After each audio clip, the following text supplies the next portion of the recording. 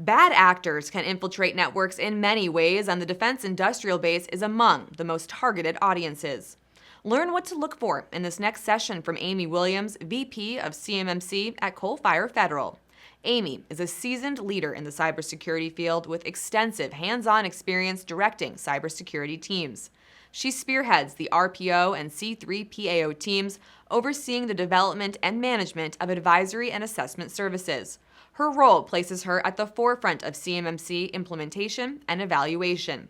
From her experience, she will share practical, real-world insights into how breaches occur and the cybersecurity strategies to mitigate them. Thank you for joining us today, Amy.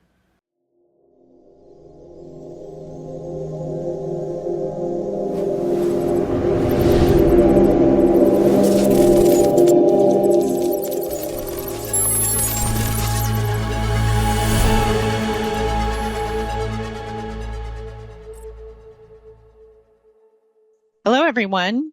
I'm happy to be with you today. I'm Amy Williams, Vice President of CMMC for Coalfire Federal.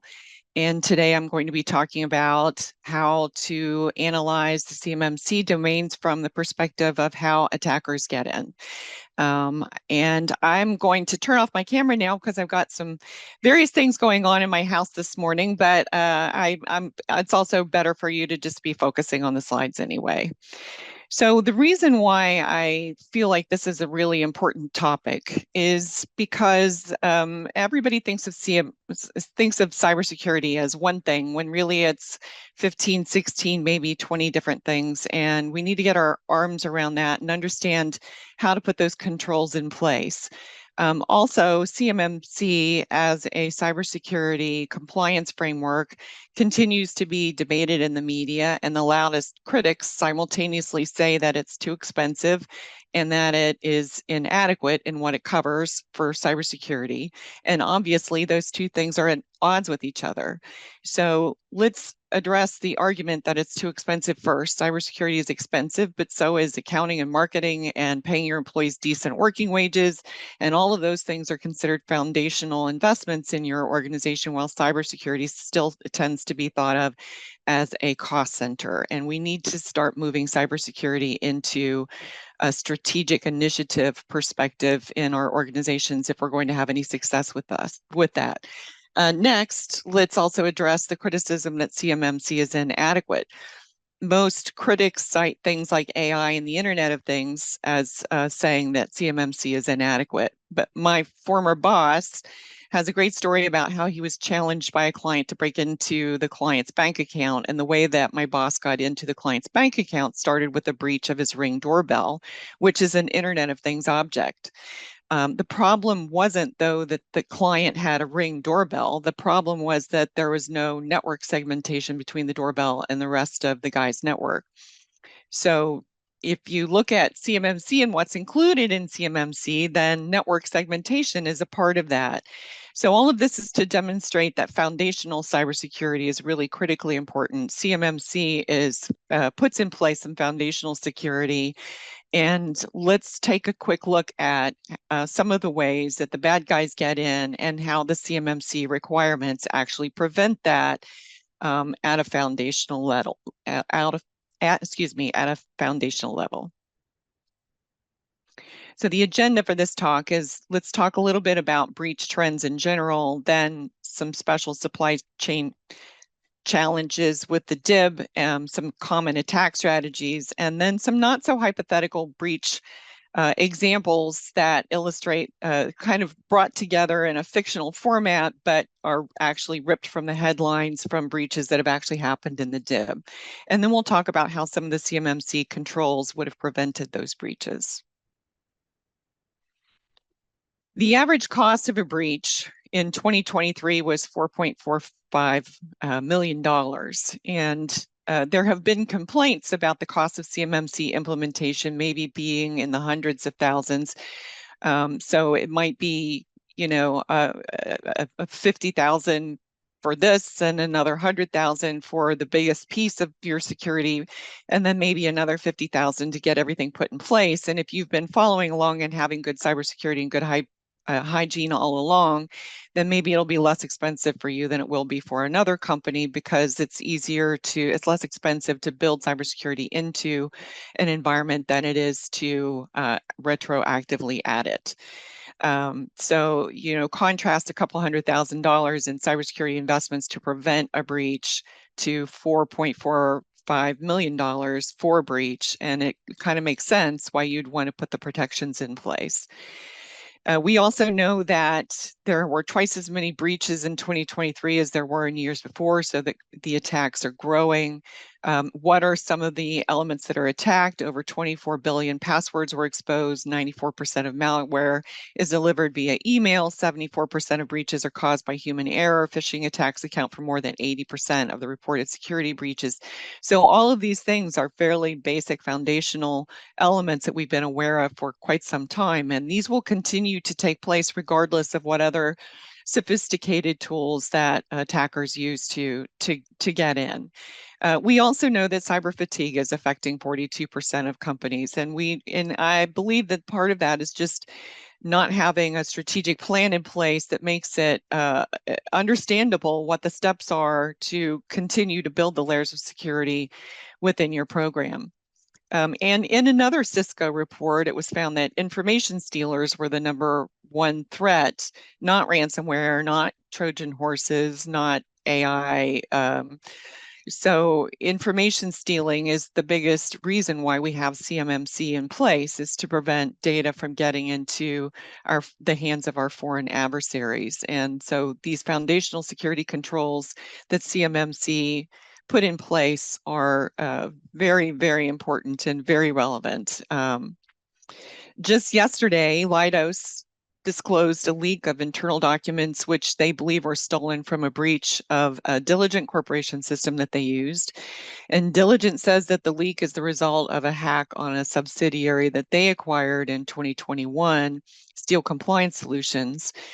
We still don't have enough details to unpack that particular breach, but it's a compelling case for why security in one company within a supply chain can have a domino effect on the rest of the supply chain. And so why it's really important that every company within the defense industrial base is protected, because it's not just protecting that company, but it's protecting every other organization in the supply chain. Let's talk a little bit too about why the defense industrial base is especially challenging. First and foremost, we're not just talking about the loss of intellectual property that would hurt the company, that individual company. Clearly, it is going to hurt the individual company, but it's a much bigger problem than that. If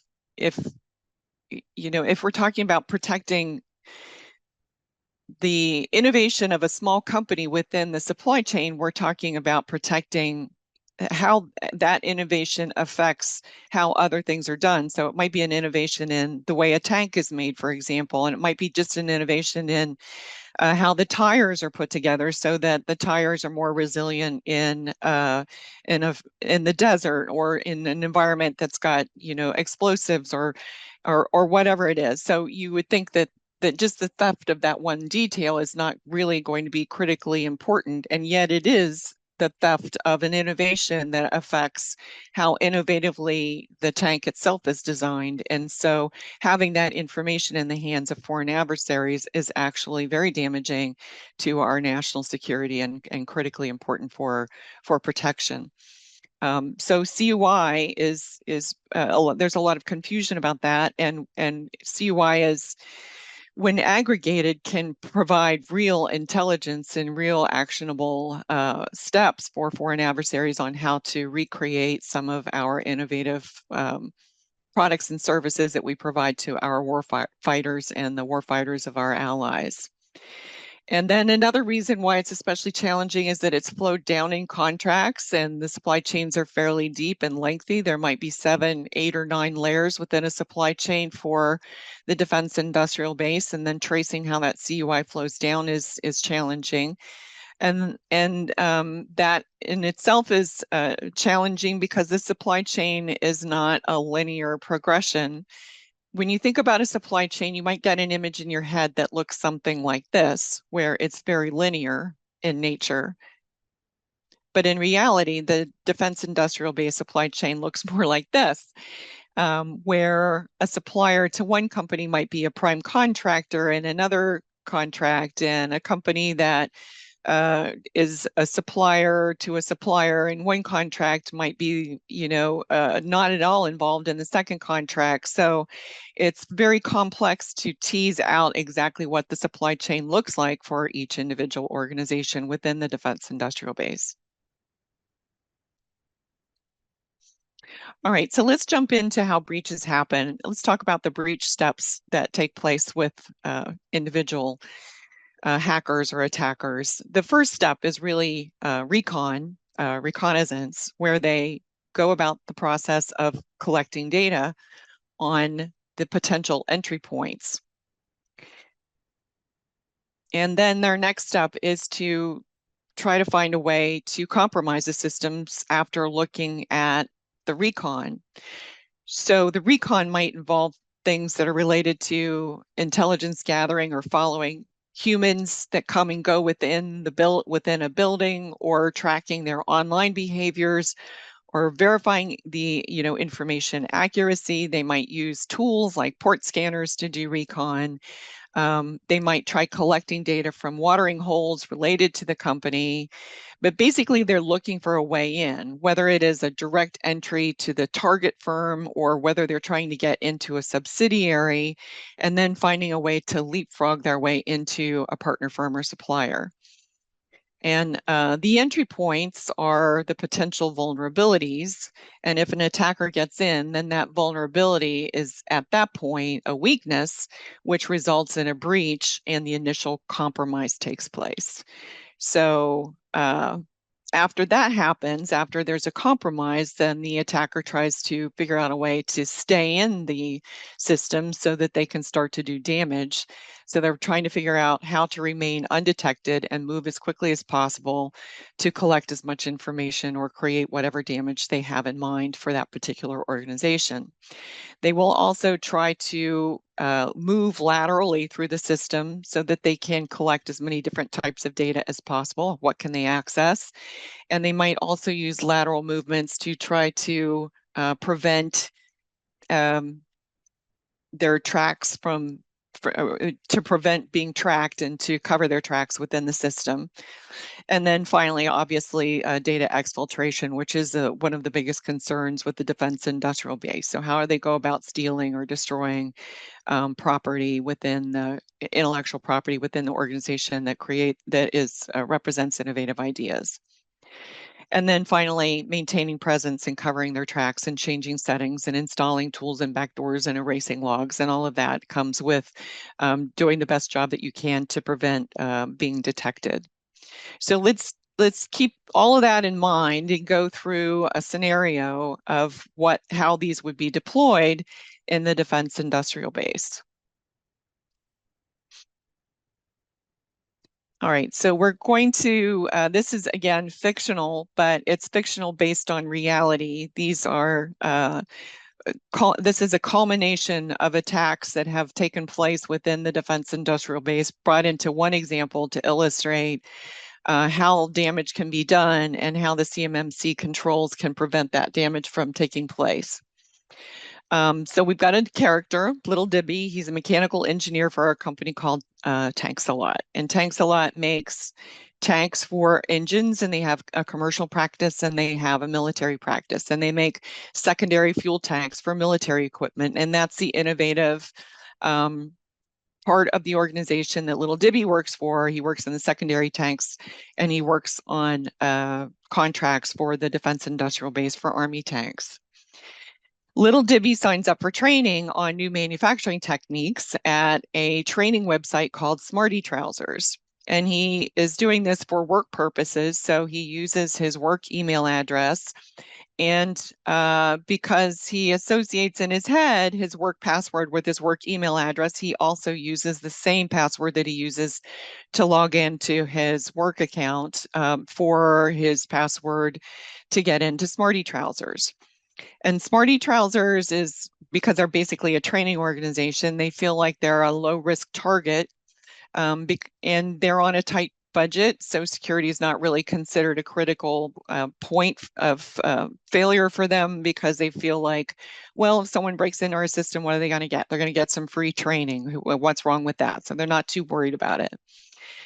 Meanwhile, there's another character, Raven Raider, and she is part of a hacktivist collective. And a hacktivist collective is a real thing. It's like a corporation for the hackers that they come together based on different types of expertise. So you might have someone who's good with port scanners. You might have someone who's good with phishing.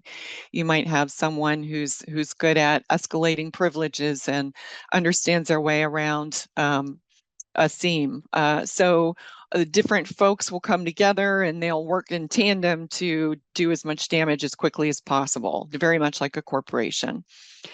And Raven Raider's job is to provide recon and to identify what are called watering holes, which are locations where different people might be entering their information outside of the regular normal course of business, like Little Dibby using his work email to get into training for mechanical engineering. So Raven is able to install a network sniffer on Smarty Trouser's website, and she was able to do that undetected. And so she's just sitting there passively collecting data about who enters information into the Smarty Trousers website to sign up for training. This is Recon. Raven sees that Little Debbie's email address is a tank slot domain, and she recognizes the company as one of the targets on her list that her hacktivist collective is going after, because they're focused on the defense industrial base. And she sees from the packet sniffer that she's installed that the email it goes through in clear text, but the passwords are encrypted. This is a fairly common approach to website security, because email addresses are not typically considered sensitive, terribly sensitive information, but passwords are. So she does a dark web search. She's got access to a couple of dark web tools, and she identifies that email is associated with some compromised passwords. And as a member of those dark web search tools, she's able to get the passwords.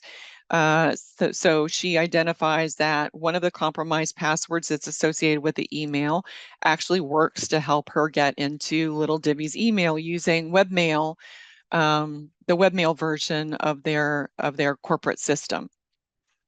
So now she has legitimate access to Little Dibby's email account, and can see everything that has been sent and all the incoming emails. And she starts to identify future targets with that information. Who is Little Dibby sending email to? Is he sending email to companies that are in the supply chain? Anybody further up in the supply chain? What sort of messages has he sent? What sort of attachments are associated with this? Who does he have contact with, and how can she target that? She also looks for email messages with file sharing links, and she's able to log into files designated for all mechanical engineers, regardless of the division. And she accesses design documents used for the secondary tank division, which is a lateral move. And now she has legitimate access to CUI, and it's legitimate because she's in Little Dibby's legitimate email account. She's not pretending to be him. She's actually in his account. She is pretending to be him, but with legitimate access to his account. And she discovers an email to Little Dibby thanking him for his recent contributions as a member of the financial services team. So she checks to see if she's able to use his credentials to access financial information, and she can. All right, so what does this mean for Raven?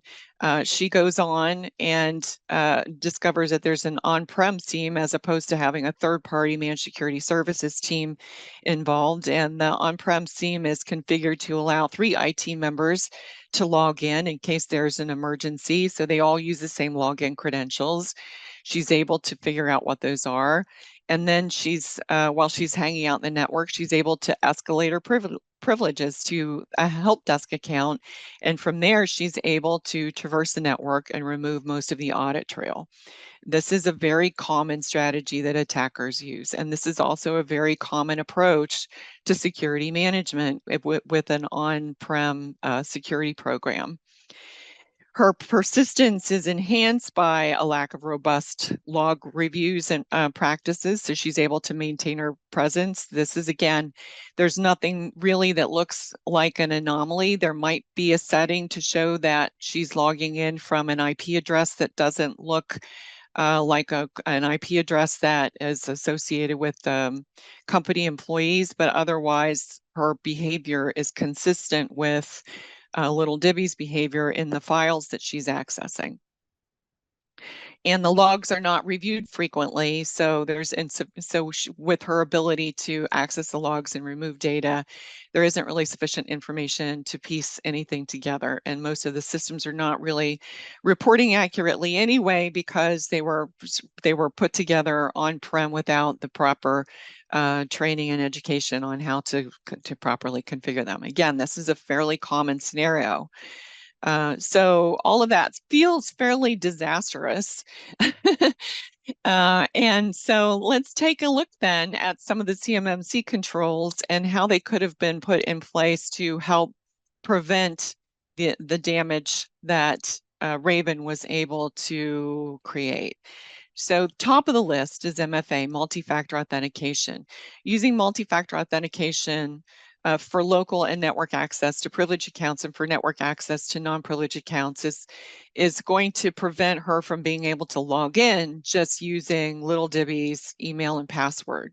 So right off the bat, not only access to his email, but once if let's say that there wasn't multi-factor authentication for him to initially get in, there should be multi-factor authentication for escalated privileges to help desk, for escalated privileges to the financial data. So there should be MFA in place in multiple different points along the system to prevent this sort of disastrous breach that happened in this scenario. Also, CMMC reinforces least privilege, which states that you need to employ the principle of least privilege, including for specific security functions and privilege accounts. And the engineering drawings for the secondary tanks on the military vehicles, which are CUI, should absolutely be protected with least privilege and with multi-factor authentication. Another common thing that we see, what the Coalfire Federal team sees, is just initially that there's a lack of understanding about how CUI flows throughout the organization. And so when we do advisory work, the very first thing that we do is help clients understand how CUI flows throughout the organization. And it's a very messy process to understand once the CUI comes in through contracts, where does it go from there, and how do the users use it, and how is it stored in various different locations, and then to have a good understanding of what is in terms of CUI data flow, and then figure out what the ideal is and maybe try to reduce the footprint so that you can reduce the cost of putting the controls in place.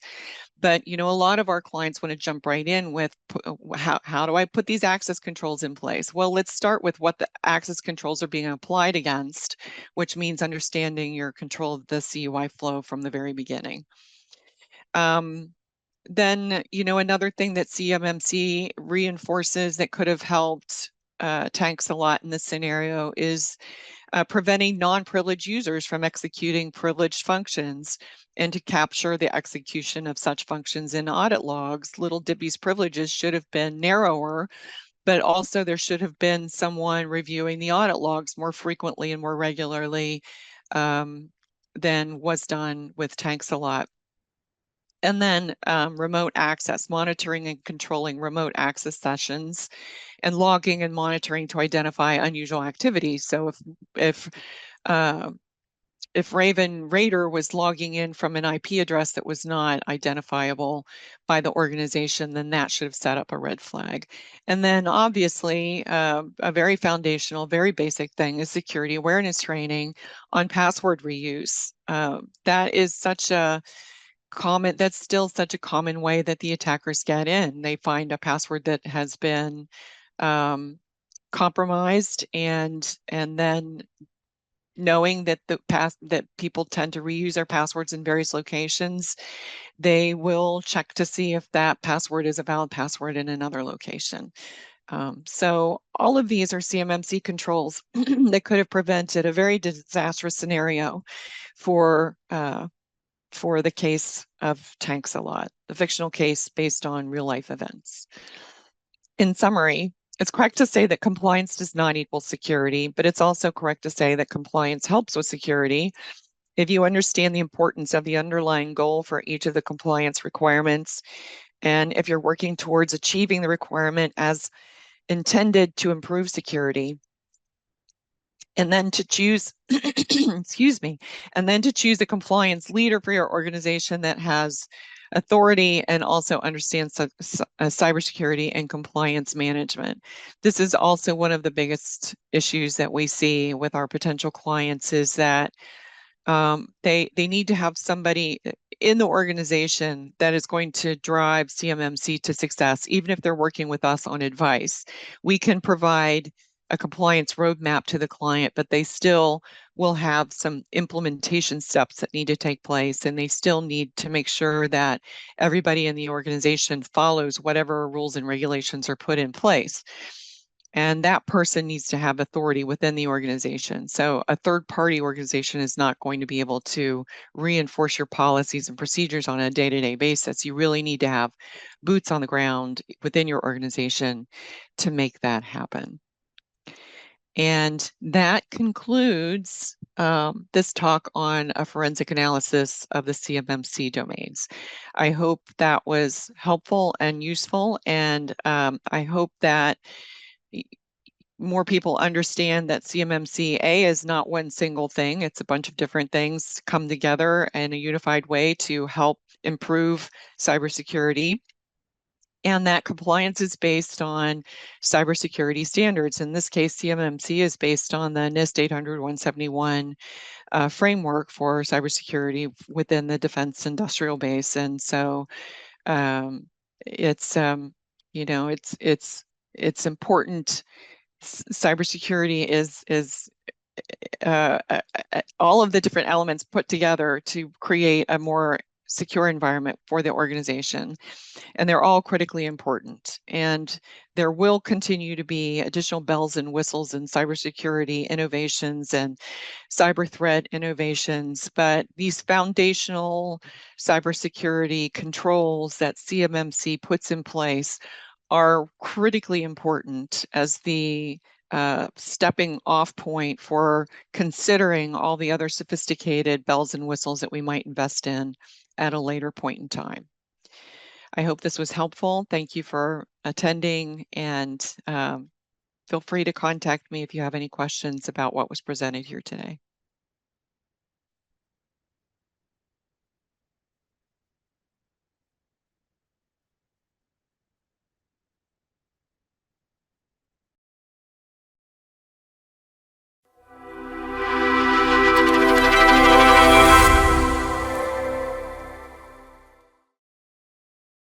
Thank you, Amy, for sharing invaluable insights into the methodologies employed by cyber adversaries and the corresponding protective measures embodied in CMMC controls.